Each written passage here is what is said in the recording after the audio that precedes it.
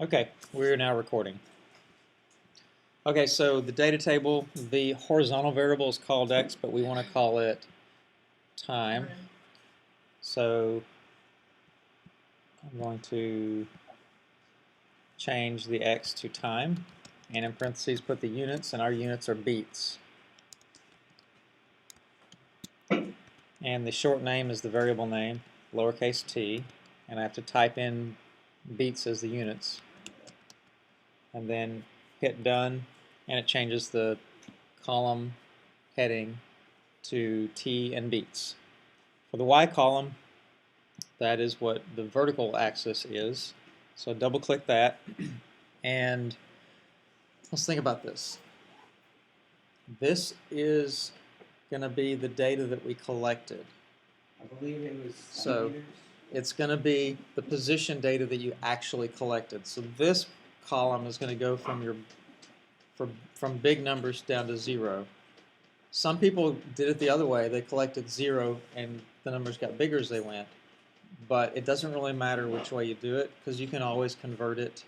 And the best way to convert it is not by hand with your calculator, but let the software do it for you. So, so this column is the column that is the data that you actually collected. So I'm not going to call it position because I don't want to plot the data you actually collected. I want to plot the converted data. Does that make sense? So I'm going to call this something that tells me it's position, but not the position I'm going to graph. And I'm going to call it, and you can just make this up, I'm just going to call it the scale position. As you were reading off the scale, what the position was. And you would have to, whatever you call it, in your lab report, you'd have to give a little explanation to the reader as to what that means. Okay? And I'm going to use the letter P just arbitrarily for the short name, or I could type more than one character. And then the units, centimeters. we can do centimeters or we can do meters. You think so? The units. Okay, that's fine if you want to do centimeters. Okay, so far I've got two columns, one for beats and the other for the scale position that you actually read. And let's go ahead and fill those in. All right, so we had So your beats 6, 0, should 1, start 2, at 0 and then you went through 6? 0, 1, 2, 3, 4, 5, 6. Okay. Alrighty. And then the scale position that went with, just read them one at a time, wait till I get each one typed in. 103, 101, 91, 74, 62, 40, 10. Okay. And so it graphed that, but that's not the right shape of a graph we want. We'll fix that in a minute. We really want the numbers to go small to large, so I'm going to expand the window for the table a little bit because I want to add a calculated column. And the way you do that is go up to the Data menu and choose New Calculated Column. So it makes that new column after I give it the details about it. The calculated column name, this is going to be position. This is actually what I want to graph. The short name, the variable we're going to use for position is x. And the units will be centimeters. What? Wouldn't it be y? It's the vertical axis, which in math class you typically call y, but the variable we're using for position, our motion was horizontal, right? So we're using x for the variable for position. Okay, so next thing I have to do is put an expression in that big box to do the calculation. And so I'm looking at the scale position that we recorded. When the scale position is 103, I want the plotted position to be 0. I went to the Data menu and chose New Calculated Column. You're welcome. Okay, so I want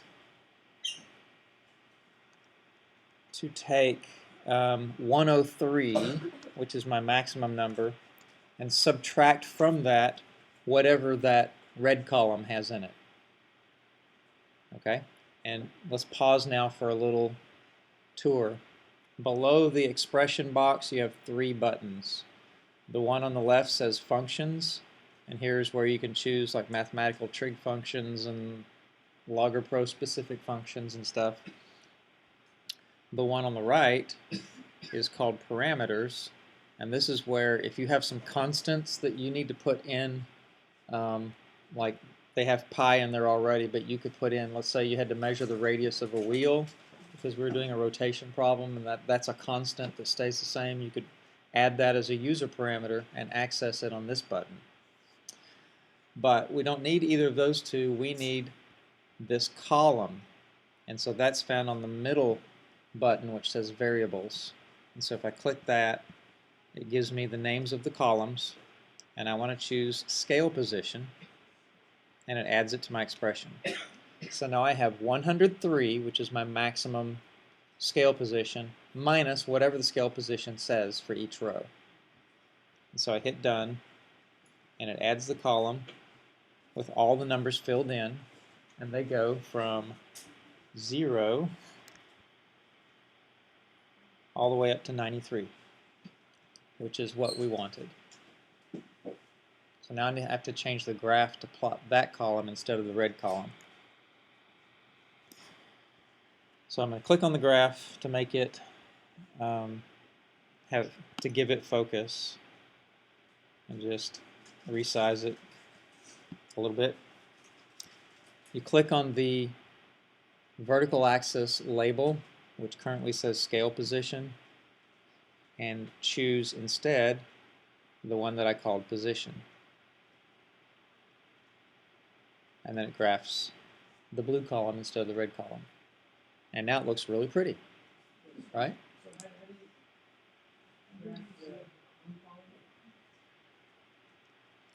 Point to the vertical axis label and click, and it should give you a little bitty floating menu. What? To the left of the vertical axis is a label that starts off saying Y, but we changed it to scale position.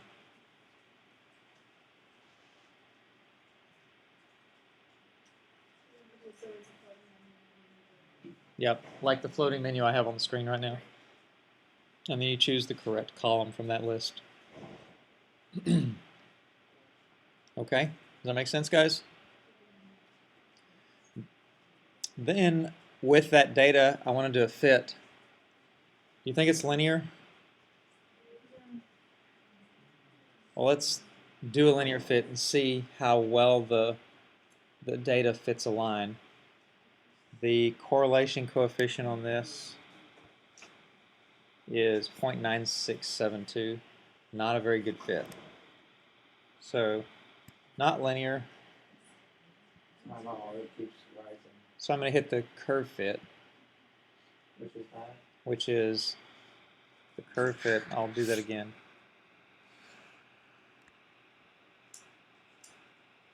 Curve fit, here's the linear fit one. Curve fit is the one next to it that has a red curve and a blue double hump curve. Okay. Okay. So I click that, and it gives you a dialog that allows you to select what kind of curve you would like to try to fit. So what do you think? Quadratic, cubic, quartic, or quintic? Quadratic? I'm sure my graph is not great. Mine is curvy. Mine's linear, but it curves in and it goes back up. On a linear fit, how well, what's the correlation coefficient?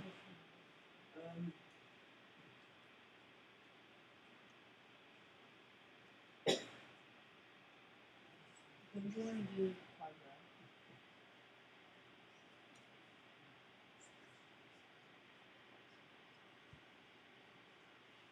While he's doing the linear fit, we're going to do the quadratic curve. So you click the button that goes with quadratic, Then you click this button down here that says Try Fit, and it will do a fit in that little bitty graph window above, and will not give you a correlation coefficient on this screen. It will when we OK this. So so we say try fit. yeah, you hit Try Fit, and then you hit OK, and it does the fit for you.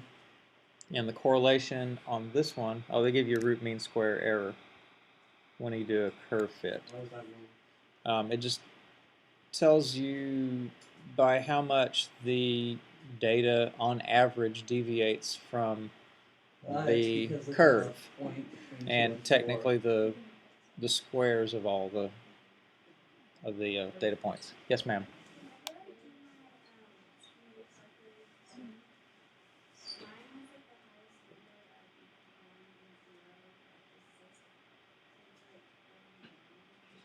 Okay. I'll be happy to look at it with you one-on-one in just a moment. Okay. Okay, so this data, the curve doesn't hit every data point, but you wouldn't expect it to. But you can see, according to the curve, the best fit curve, there are a couple of data points that are farther away from it than other data points, which may indicate something about your experiment, like perhaps your technique or something. And how certain are you that your technique was really precise in getting those positions marked? I'm seeing a lot of faces that are scrunched up as like, I'm not too certain. Yeah, it was not the best experimental method that we could have used, but I wanted us to do it manually because it's great to have all these tools that do stuff for you, but you really need to understand what they are doing. And so running through something manually once or twice is really good for you to get a better understanding. Do you have a question?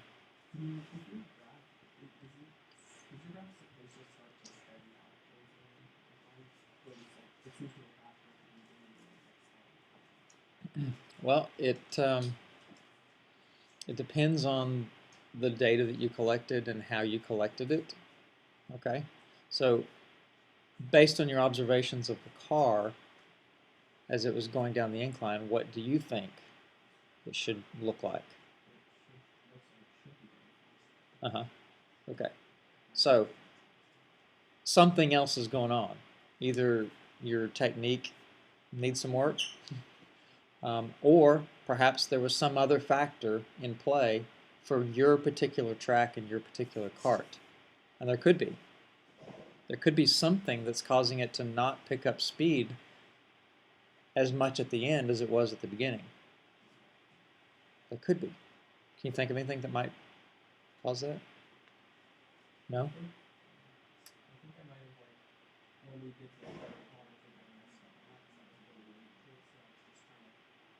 Okay. So you think it might be experimental error? No, like on the actual computer, like when I put it in, I was trying to catch up to you. Uh-huh. Oh, you might have done some typos? Yeah. Okay.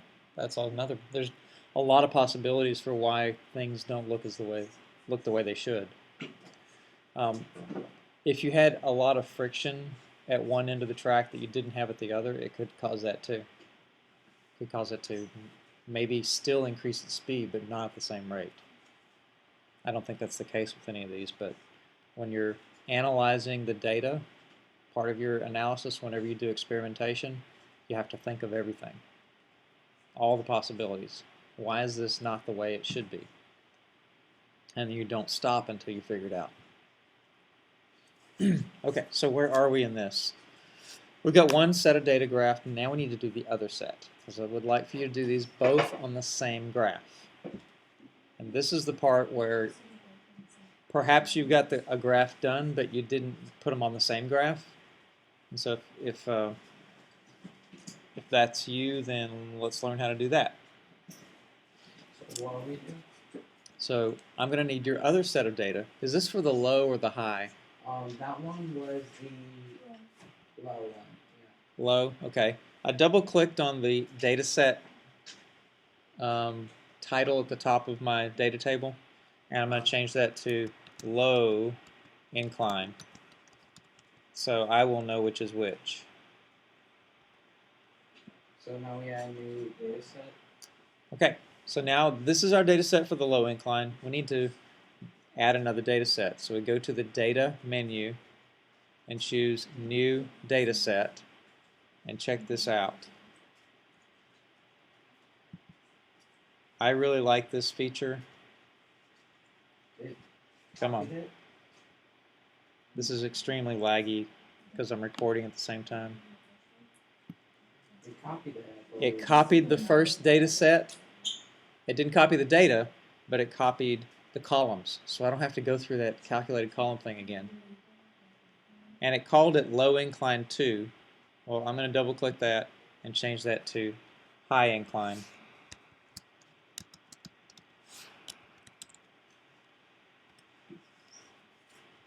The second one only had 5, besides 0, 5. Okay, so 0 through 5. 0, 1, 2, 3, 4, 5. As you would expect, the starting position is the same. So 103. Oh, it does. 103. Yeah. Then next is 100, followed by 86. Hang on. I have to navigate with my mouse. 100, and the next one. 86. 61. 25. And 0.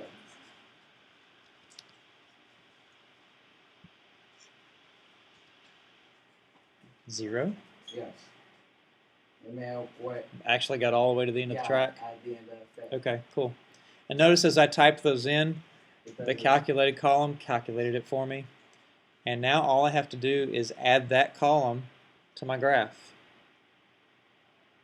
So how do we do that? I'm going to click over where it says position for my vertical axis title. It gives me that small floating menu. I'm going to choose the bottom choice, which says more. And that gives me this dialog.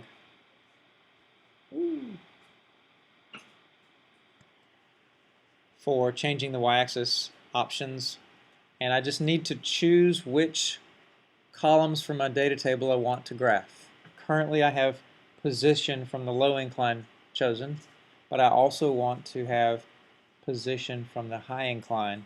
So I open up the high incline data set by using the little triangle thingy, and then click on its position, and now I've got 2 columns checked, both the position columns. Click on OK, and it does it for me. Anything else we need to do with this one besides the curve? So we need to do the curve fit for this one. What about the time? Does that matter? The time, it's the same scale. So, curve fit. Which one you want? It asks, when you do the curve fit this time, since there's 2 data sets, it asks you which data set you want to fit. Quadratic. We've already done the low, so we're going to choose the high. And want to try quadratic fit again, which is already defaulted. And then OK. It's a bit off. Okay. More so than the last one. And so there you go. It's 2 points. It only has 1 point. I don't know how to. I didn't hear you, Jed. Oh, Bailey and I, we have the same problem. Okay. Alrighty. So how do you make those equations? We're always looking for the equation of the line, right?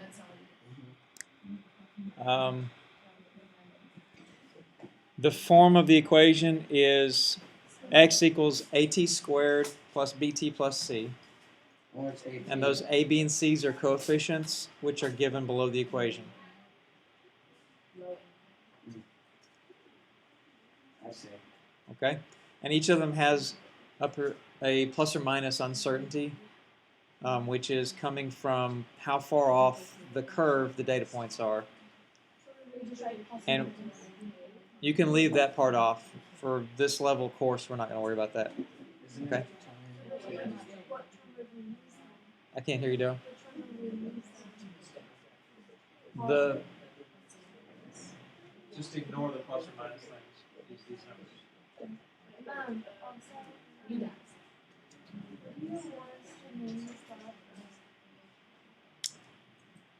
Changing velocity. Are we out of time? Okay, I'm going to stop the recording at this point. What time do you record with QuakeCon?